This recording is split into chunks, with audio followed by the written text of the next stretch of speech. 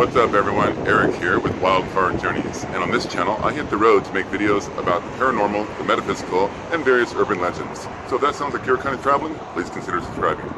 So today I am in Lake Tahoe, Nevada for my very first ParaCon, which is a convention for paranormal investigators. Today's key speaker is the haunted collector himself, John Zaffis.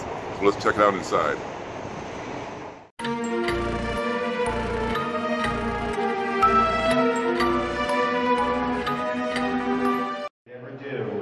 Talking on the topic of the paranormal. Now I'm going to open up. Please don't feel free, afraid to ask me anything or any questions or on any topic or anything. Because if I know it, I'll tell you. And if I don't know, I'll stand there and go, I don't know. So again, that's how I operate. That's the way I like to see things done. And who's got their first question? What got you started? What got me started when I was 16 years old, grew up in the 70s, I was a flower child, don't ask anymore because I will not tell you. But saw him shaking his head back and forth, went downstairs and I told my mom about it. And for those that don't know, my mom and Ed Warren were twins. Ed and Lorraine Warren, known for Indigo and all that. Well anyways, believe it or not, she was his twin, but they were night and day. You said anything about paranormal, my mother would start crying. She didn't like it.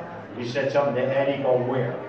So that's what really got me going and started in the whole realm with the paranormal, because then a few days afterwards, my grandmother passed away and she lived with us. Because you know how you hear all those stories about deceased loved ones coming back and helping people to cross over? That really got me involved with checking into it, really digging into it. And 44 years later, here I am talking about ghosts.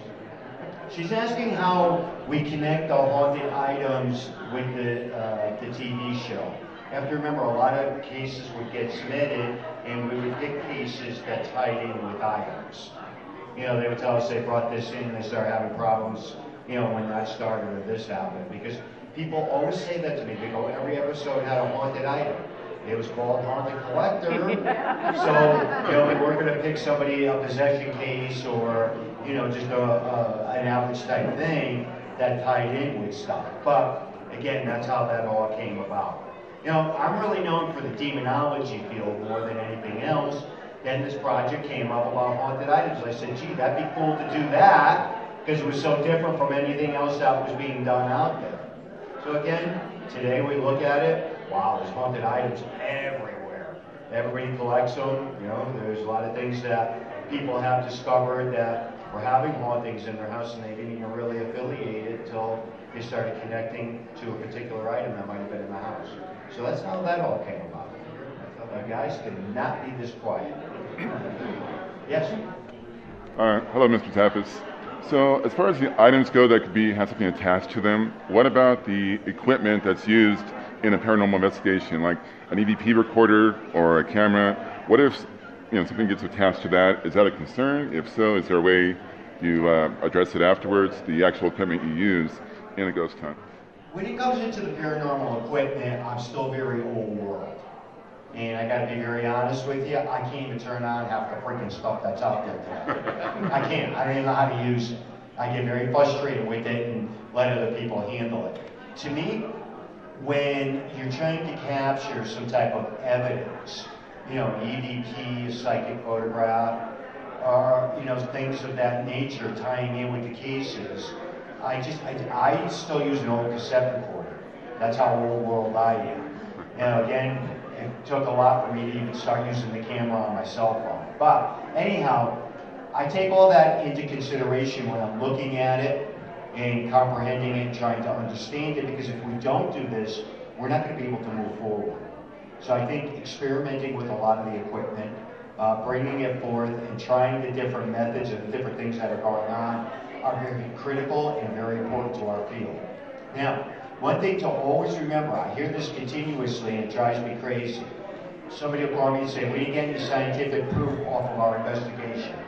What scientific proof? What are we doing with all of this data that we're collecting?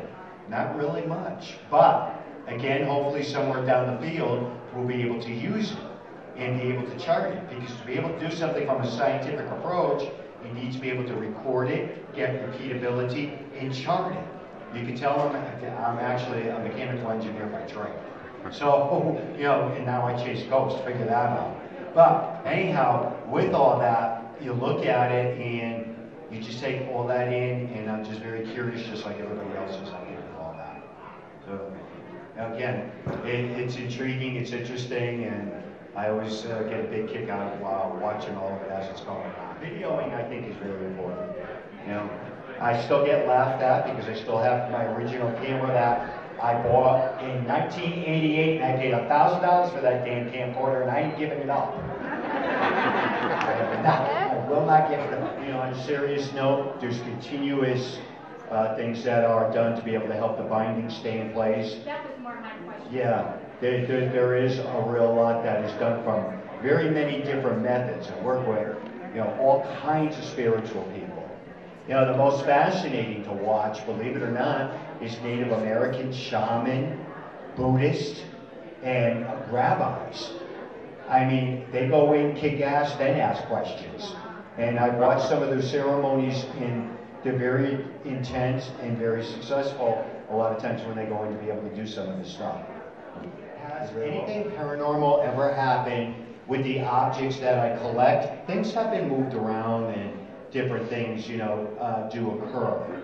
I've always worked with mediums, psychics, you know, that's my roots, you know. So a lot of people that go down there, they'll get EVPs, they'll pick up on things, they'll get psychic photographs and everything. A lot of times when activity occurs, I don't pay attention to it.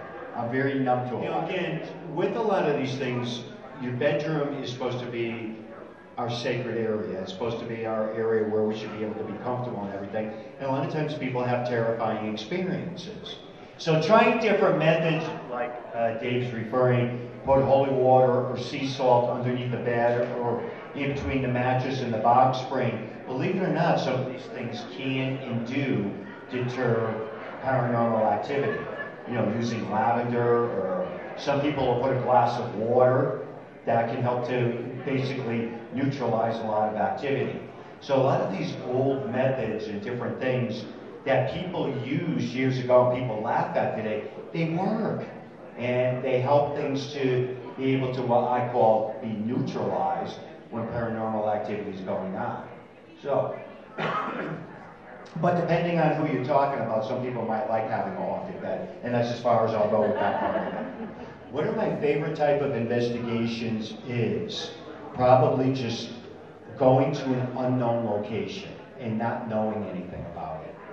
And just seeing what other people are experiencing and what is happening. You know, we talk so much about the heavier cases. Human spirit cases a lot of times are more intriguing than anything, because you don't know what's going to happen. You don't know what's going to tie in and what's going to be triggering something.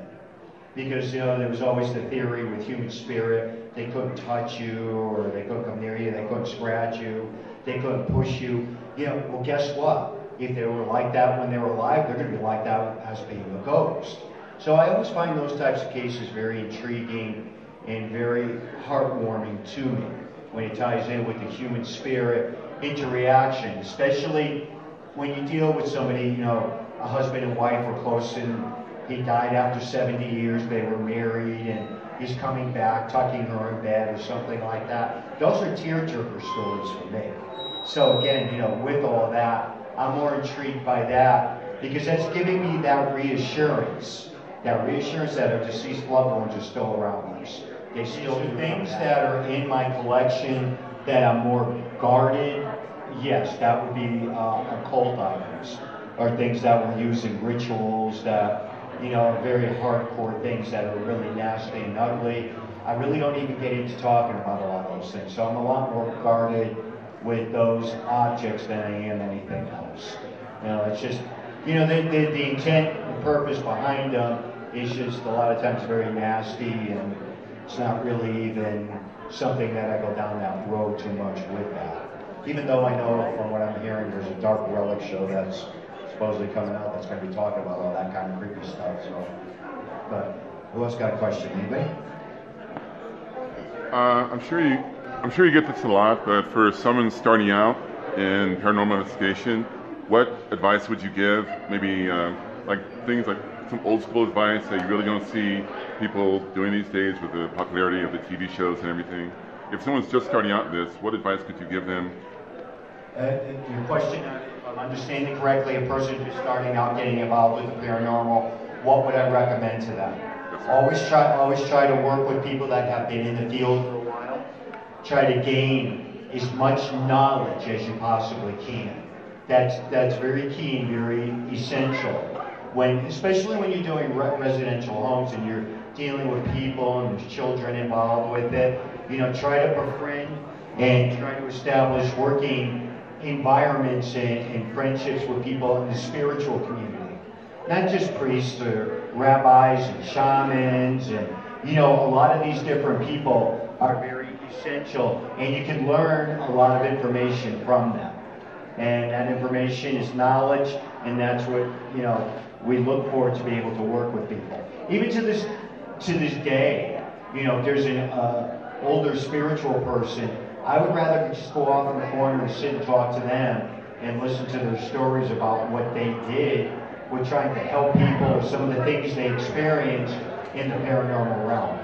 The best knowledge you can ever gain is in people walking around on their two legs. It's not really a book, and it's really not a TV show where you're going to gain that type of knowledge from. She's asking about the fact that a lot of the items are under a glass dome.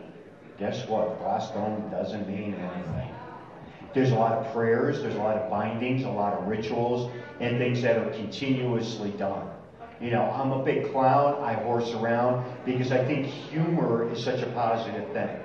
So most people that know me, they're always saying you're always clowning around, but if you were with me on an actual investigation, you'd see the reverse with me. So, when we were developing the TV show and everything, Syfy executives saw me putting things under the glass dome and went, ooh, ooh, ooh, and everything had to go under a glass dome after that. So that's how that all came about. And that's what. And the other thing too is I do put things in, plastic containers. I do have things on display, things under the domes and everything. And it's mainly just so people won't touch things when they come in and out of there. Because all of us are guilty now. We always like to poke. We always like to touch. She's asking, do I still go out on paranormal investigations? Yes, I do. I still work on them. I do a tremendous amount of work behind the scenes. With a lot of different spiritual and clergy friends of mine. So I get involved with a lot of that too, but I still do go out and investigate. Not as often, but I still do it. And I still get involved with dealing with a lot of the avenues with trying to get people help, that aren't interested in going on TV. They're not interested in doing books or anything. They just want help. So therefore, that is something a lot of times I get very much involved with also. Because to me, it's not so much about, a person wanting to do a book or do a movie or go on TV. It's, if you still are able to help somebody. If they want that help, I'm more than willing to be able to help an individual out just so they can move on with their lives and bring some type of closure. That's what it's all about. And I've never walked away from that part of it, and I probably never will. I'll probably still do investigating to the day I can no longer do it. Yeah?